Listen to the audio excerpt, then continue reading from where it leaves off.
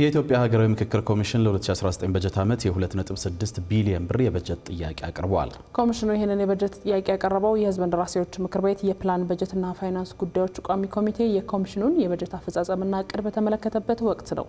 ኤርሚያስ በጋሻው የኮሚሽኑን የበጀት ስሚ በዝርዝር አሰናድቶታል።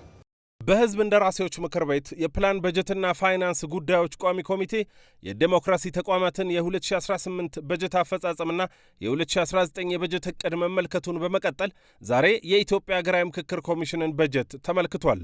ቋሚ ኮሚቴው እንዳቀረበው መረጃ ሀገራዊ ምክክር ኮሚሽን በ2018 በጀት ዓመት 1.08 ቢሊዮን ብር ጠይቆ 1 ቢሊዮን ብር ገደማ ተፈቅዶለት ነበር።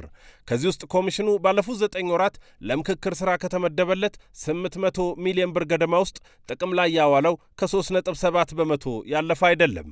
ቋሚ ኮሚቴውም ይህ ዝቅተኛ የበጀት አፈጻጸም ምክንያት ምንድን ነው ብሎ ጥያቄ አቅርቦ ነበር። ለዚህ ጥያቄ ምላሽ የሰጡት ኮሚሽነር መሐሙድ ድሪር አንዱ ምክንያት ከለጋሽ ሀገራትና ዓለም አቀፍ ተቋማት የተገኘውን ድጋፍ መጠቀም ላይ ትኩረት ስለተደረገ ነው ብለዋል። ሌላኛው ደግሞ ከትግራይ ክልል ጊዜያዊ አስተዳደር በቂ ትብብር ባለመገኘቱ በክልሉ ወረዳዎች የአጀንዳ ማሰባሰብ ማካሄድ ባለመቻሉ እንደሆነም ተገልጿል። ከዚህ በተጨማሪ ሌላ ምክንያት መኖሩንም አንስተዋል። ኮሚሽኑ ሀገራዊ ምክክር ሂደቱን በተለያዩ አካባቢዎች ሲያካሄድ ያጋጠሙት ችግሮች የሀገራችን ስፋት እንዳለ ሆኖ ማለት ነው በአንዳንድ አካባቢዎች በነበሩ የሰላም ጥያቄዎችና ችግሮች መሰረት የመጓተት ሁኔታዎች ታይተዋል። ይህም የራሱ ተጽዕኖ እንደነበረው መገመት ይቻላል። ኮሚሽነር መሐሙድ ድሪር በማብራሪያቸው ኮሚሽኑ በወርሃ ሰኔ 2018 ዋናውን የአገራዊ ምክክር ጉባኤ ለማካሄድ እንዳቀደ ይህንኑም በቀሪው በጀት ለማከናወን ማቀዱን ገልጸዋል። አሁን የደረስንበት ምዕራፍ የኢትዮጵያ ሕዝብ በከፍተኛ ጉጉት ሲጠብቅ የነበረው ሀገራዊ ጉባኤ በሰኔ ላይ ይካሄዳል ብለን ተስፋ እናደርጋለን። ይህንን ስንል 4000 ተሳታፊዎች በሂደቱ የሚሳተፉ ይሆናሉ። ሰኔ ወር ላይ እንግዲህ እንዳልኩት ሀገራዊ ምክክሩን ያስኬዳል ብለን ተስፋ ስናደርግ ከበጀት ዓመቱ ለኮሚሽኑ የጸደቀው በጀት ቀሪ በጀት ጥቅም ላይ የሚውል ይሆናል ብለን ተስፋ እናደርጋለን። ኮሚሽኑ ለ2019 በጀት ዓመት ደግሞ 2.6 ቢሊዮን ብር ጠይቋል። ይህ በጀት ካለፈው ዓመት ጋር ሲነጻጸር የ62 በመቶ ጭማሪ ያለው ነው። ከዚህ ውስጥ ከ2 ቢሊዮን ብር በላይ በጀት የተያዘው ለአገራዊ ምክክር ስራው ነው።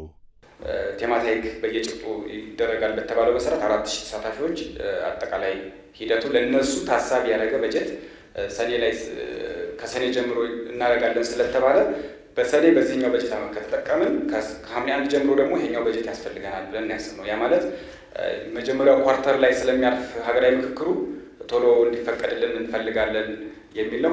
በቀረበው በጀት ማብራሪያ ላይ እንደተገለጸው አብዛኛው ገንዘብ ለምክክር ተሳታፊዎች ወጪ የሚደረግ የውሎ አበልና የትራንስፖርት ወጪ ነው። ኮሚሽነር መሐሙድ ድሪር አጠቃላይ ሂደቱ ግን ከዚህም በላይ በጀት የሚፈልግ እንደሆነ አስረድተዋል።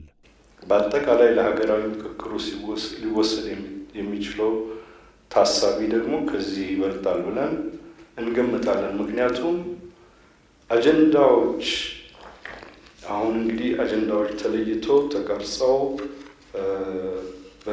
በምክር ቤታችን ይፋ ይደረጋሉ ብለን ተስፋ እናደርጋለን። ይፋ ከመደረጋቸው በፊት አካሄዱ በየጭብጡ ምክክሩ ይካሄዳል ማለት ነው በየአጀንዳው። ይህም 3 ወር ይፈጃል የሚል የቅድሚያ ትንበያ ተደርጓል። ነገር ግን በምክክር ሂደቱ ውስጥ ወሳኝ በሆኑ ጉዳዮች ላይ የጋራ መግባባት ለመድረስ የማያስችሉ በፈረንጅኛው ቃሉን በአማርኛ ለመጠቀም አልፈለኩም፣ ዴድሎክ ወይም ስቴልሜት ይሉታል። በተለያዩ ሀገሮች በተካሄዱ ምክክሮችን የተፈጠረ ጉዳይ በመሆኑ በእኛም አገር እንግዲህ አሁናዊ ችግሮችን ብቻ ሳይሆን ዘመናትን አስቆጥሮ የተንከባለሉ ችግሮችንም የሚነሱበት ሁኔታ ስላለ ይህ አይነቱ ችግር ይፈጠራል ተብሎ ታሳቢ ይደረጋል። የኢትዮጵያ ሀገራዊ ምክክር ኮሚሽን ለቀጣዩ ዓመት ስራው ከውጭ ምንጮች ደግሞ $4 ሚሊዮን ገደማ ድጋፍ ማግኘትን ታሳቢ ማድረጉ ተመላክቷል። በሕዝብ እንደራሴዎች ምክር ቤት የፕላን በጀትና ፋይናንስ ጉዳዮች ቋሚ ኮሚቴ ኮሚሽኑ በዚህ ዓመት የሚጠቀመውን በጀትና በቀጣይ ዓመት ካቀረበው የበጀት ጥያቄ ውስጥ ደግሞ አንዳንድ ይዘቶችን በዝርዝር እንዲያቀርብ አሳስቧል። ቋሚ ኮሚቴው በቀጣይ ከገንዘብ ሚኒስቴር ጋር ተመካክሮ የበጀት ጥያቄው ላይ ውሳኔ ያሳልፋል ተብሎ ይጠበቃል።